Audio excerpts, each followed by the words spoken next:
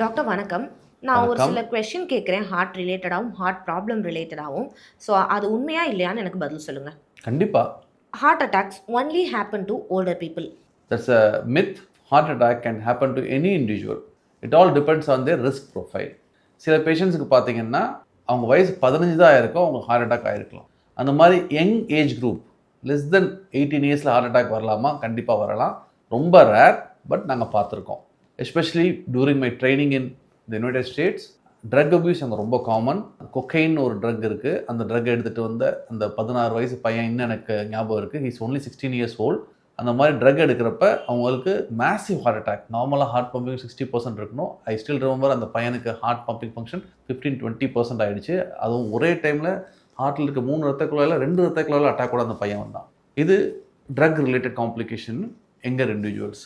சில பேருக்கு பார்த்தீங்கன்னா ஃபேமிலியில் ஜெனட்டிக் ரிஸ்க் இருக்கும். இன்னுமே அந்த அந்த மாதிரி இருக்க பேஷண்ட்ஸ் இங்கே கூட ஃபாலோஅப்பில் இருக்கிறாங்க. ஃபெமிலியல் ஹைப்பர் கொலஸ்ட்ரோலிமியா அப்படின்னு சொல்லுவோம் நாங்கள். இதில் பார்த்தீங்கன்னா எல்டிஎல் அப்படிங்கிற ஒரு கெட்ட கொலஸ்ட்ரால் ரொம்ப அதிகமாகி நார்மலாக அது 130 100 கீழே இருக்க வேண்டியது 600 800 இருக்கும். அந்த மாதிரி இருக்க பேஷண்ட்ஸ்க்கு சீக்கிரமாகவே ஹார்ட் ப்ராப்ளம் வந்துடும். தோ அவங்க வயசு 16 தான், but they physiologically they are like 60, they are not 16. அதனால் அவங்களுக்கு ஹார்ட் ப்ராப்ளம் சீக்கிரமாக வந்துடுது.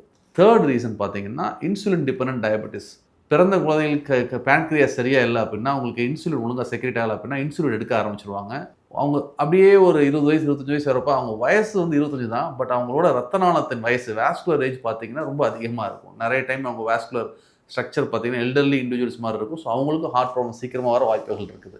அதை விட ஹார்ட் ப்ராப்ளமே இல்லை, பட் 25 இயர்ஸ்க்கு மேலே இருக்கிறாங்க, அவங்களுக்கு இந்த மாதிரி ஜெனட்டிக் குறைபாடுகள் இல்லை, ட்ரக் அடிக்டேஷன் எதுவும் இல்லை, இன்சுலின் டிபெண்டன்ட் டயபெட்டிஸ்லாம் எதுவுமே இல்லை, அவங்களுக்கும் வரலாம். Especially if the belong to Indian race. If they have poor food habits, if they have poor health habits like smoking, if they have significant family history in the form of early onset diabetes mellitus, hypertension or heart attack, or if they do not do any physical activities, or if they consume unhealthy junk foods, and if they have good amount of stress in their life that significantly impact their sleep. Okay doctor.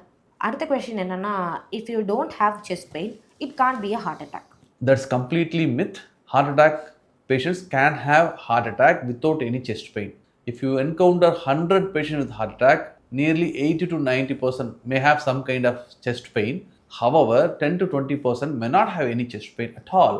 These patients can have anginal equivalent symptoms, that is breathing problem, sweating, palpitations, that is heart racing, nausea, vomiting, even abdominal pain.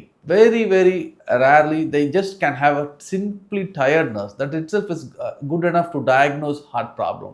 An individual who is suffering from any kind of such symptoms, if they are more than 25 years, and especially if they belong to South Asian race, rather than thinking about the problem, they should go and have a medical attention.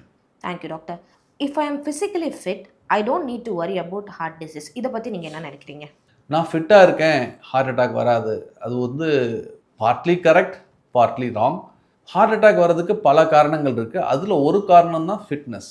நீங்கள் ஃபிட்டாக இருந்து நீங்கள் smoke பண்ணிட்டுருக்கீங்க, stressful life வச்சுருக்கீங்க, poor sleep habits வச்சுருக்கீங்க, sugar இருக்குது control பண்ணாமல், BP இருக்குது கண்ட்ரோல் பண்ணாமன்னா கண்டிப்பாக ஹார்ட் ப்ராப்ளம் வரதுக்கான வாய்ப்புகள் இருக்கும்.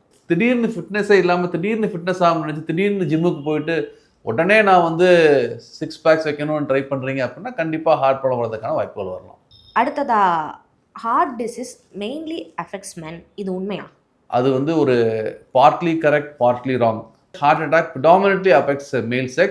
ஃபீமேல் செக்ஸ்க்கு especially when they're having the menstrual cycle, அவங்களுக்கு அந்த மாதிரி ப்ராப்ளம் வரதுக்கான வாய்ப்புகள் கம்மியாக இருக்கும். And estrogen is protective hormone for them. Once they cross that menstruation cycle period, that is once they reach the menopause, the risk factor is equivalent to male sex.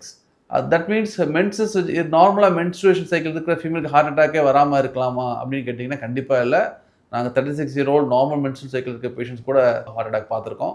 It all depends on the risk factors what they have. அந்த நான் சொல்கிற பேஷண்ட்டுக்கு diabetes இருந்துச்சு, high cholesterol இருந்துச்சு, hypertension இருந்துச்சு. இந்த 3 risk factor இருக்கிறதுனால அவங்களோட protective factor of the estrogen factor வந்து did play a protective role for the particular patient. Okay doctor, to conclude this, top 3 lifestyle changes பண்ணணும் அப்படின்னா நீங்கள் என்ன நல்லா ப்ரிஃபர் பண்ணுவீங்க டாக்டர்? ரீசெண்டாக லேண்ட்செட்டில் ஒரு மேஜர் ஸ்டடி பண்ணியிருந்தாங்க. இதை பற்றி நம்ம ஏற்கனவே சொல்லியிருக்கோம். 3 important change in your lives that can significantly improve your survival.